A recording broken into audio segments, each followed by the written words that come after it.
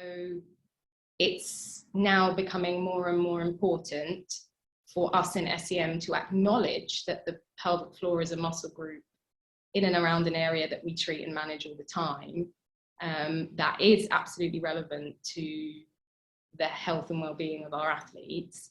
And I think the more we ask and the more we talk about it, the more we are finding out that it is absolutely a relevant issue, regardless of whether or not an athlete's been pregnant and had a baby or not.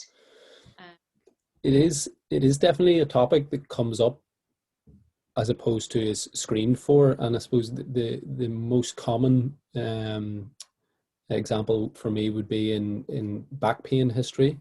Discussing bowel and bladder symptoms, it's very common for continence discussions to start, but then be quickly signposted or at least reverted on, diverted on to, oh, that's something you should discuss with your GP, as opposed to this is something I think that we need to address further or look into further. It's probably the next phase. We've started asking more about periods. The pelvic floor is probably, the bit to follow. There's definitely a connection, in a couple of, in the literature with, low estrogen levels, red S and pelvic floor issues.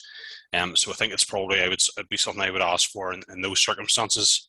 Again, it's probably more relevant to my practice when you're seeing somebody who is post-childbirth, between the ages of 40 and 60, and in general MSK practice, and, we've made some really good breakthroughs treating the pelvic floor in people with chronic low back and musculoskeletal pathology involving a pelvic health therapist.